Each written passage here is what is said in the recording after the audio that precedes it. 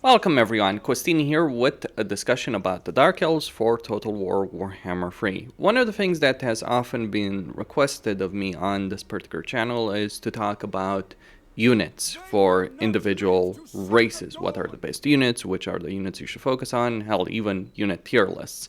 Not necessarily too keen on doing a unit tier list, but let's talk about the most essential units to use in every single Dark Elven campaign, regardless of the legendary lord. Now, some of these legendary lords will have access to some of these units faster than others, but all of them can get these units pretty quick.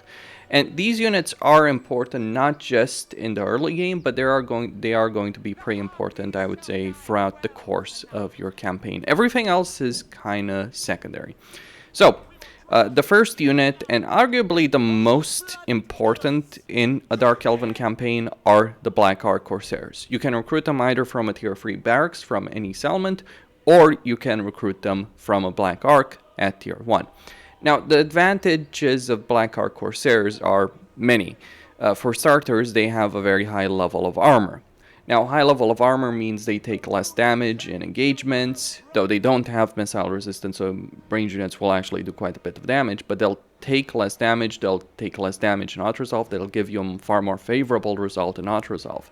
And the reason that's important, believe it or not, is it allows you flexibility on the campaign map that you otherwise would lack with many other units. Because let's say there's a massive garrison inside the settlement, and then there's a very small army outside of that settlement, and you can attack that and auto-resolve it and win. Well, that will eliminate everything, and you can then just waltz into the settlement.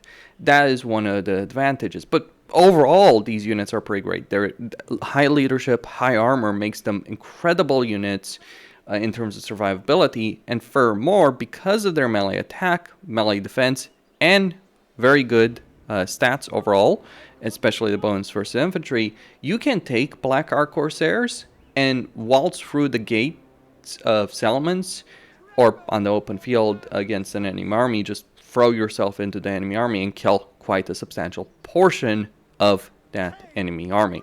So of any unit that I would consider essential for the Dark Elves to get as quickly as possible is the Black Ark Corsairs. This means that getting a Black Ark is pretty important in every single Dark Elf campaign.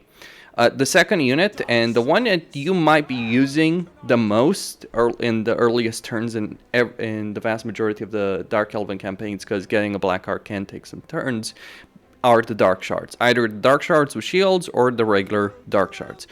Dark Shards, while they aren't the longest ranged missile infantry unit, they are still a very substantial powerhouse on the battlefield. They're silver shielded, so they can block a lot of missile attacks, so they can close the gap while they're looking to engage the enemy.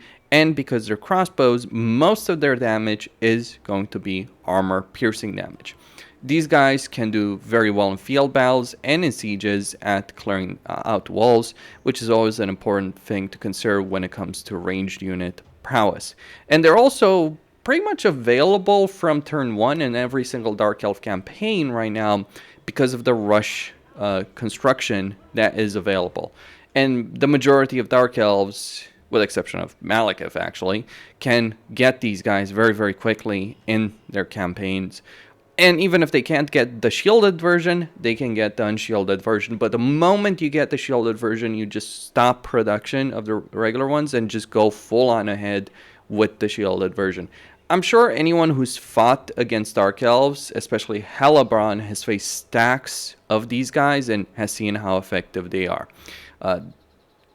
While their range is certainly an issue, overall, good leadership, silver shield, decent level of armor, and a good amount of armor-piercing damage. Then we have the Dread Spears, which you can recruit from any settlement at tier 1. While the Dread Spears could be considered a filler unit in armies, like something you're recruiting just because you don't have anything else to recruit, that certainly will be the case in certain provinces as you're taking them over, the Dread Spears do fill an important role in a Dark Elven army roster. Specifically, what the Dread Spears do is they protect your flanks. They're more heavily armored than quite a few other units you might have, though they're not as good as the Black Ark Corsairs. But crucially, they are shielded units, so they are pretty resistant against missile damage, and they have a bonus against large. And on top of that, they have a charge defense against large. So what they do is they're pretty effective when it comes to dealing with cavalry, of course. That's their main role. They're an anti-cavalry unit. So I would say, like, if you're building a Dark Elf army, you should get a really good amount of Black Ark, Corsairs, and Dark Shards with shields, but you should get at least 2 Dread Spears to fill up that army. That would be my recommendation if you're building an entire stack of Dark Elves. Like, get Black Ark Corsairs, get Dark Shards, and then get 2 or even 4 Dread Spears to protect the flanks of your army, because that is going to be an important role. Generally speaking, the AI will outnumber you as the player, so having a unit that can give you good flank protection, so your infantry units and missile infantry units can win in the center, is actually quite important. And while Black Ark Corsairs obviously have more armor, Dread Spears will generally deal better with the flankers, because typically what the AI will do is that they will try and flank with their fast movers, their cavalry, or any kind of monstrous unit that is very fast. They'll try and use those, and so Dread Spears are effective at that. And then finally, the last essential unit in a Dark Elven campaign are the Reaper Bolt Throwers. Not really much to say. I don't think much of their prowess as an artillery unit. The thing to understand about Reaper Bolt Throwers, and similarly Eagle Claws, is their overall damage is not necessarily that great, at least in terms of short bursts. They can do more damage over the long term, and they do have a choice between a single target, which is more effective against walls and wall towers, or to multi-shot, which is more effective against blobs of units. But the problem they have is they're more effective at sustained damage, so they're only really great in a long fight, I would argue. But artillery is important when you're dealing with sieges, and you'll be dealing with a lot of sieges. And on top of that, artillery can be pretty important as well in terms of luring the enemy to attack a prepared position. There's multiple ways of doing that, like getting a single skirmisher cavalry unit, if you have access to that, can be useful to lure them in, or using magic on the enemy army, or positioning your army in such a way that it's in a very strong defensive position, but they're also in range. Your army is in range, or the enemy is in artillery range of your Reaper Bolt Throwers. And what happens is, when it comes to AI behavior, is that the AI will see it itself getting hit, and will charge its army, even if it's on the defensive.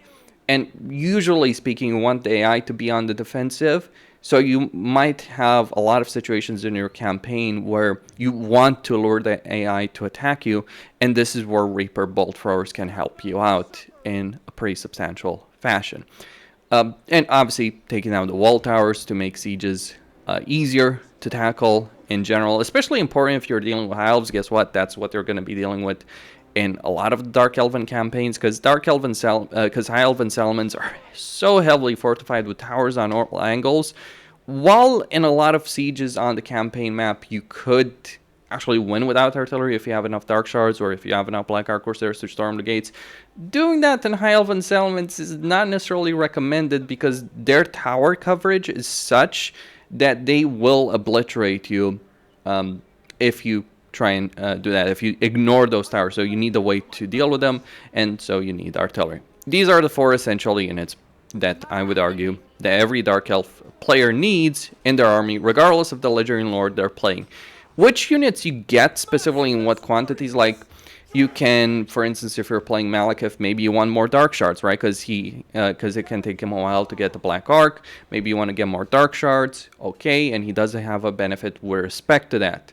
But with every single Dark Elven Legendary Lords, these are the units you want to focus on in a campaign. Costin signing out. Don't forget to subscribe, like, and enable notifications. And hey, let me know if you want me to do more of these. It is something that quite a few people requested me, so I decided to do it. And ask me what race you want me to cover next up.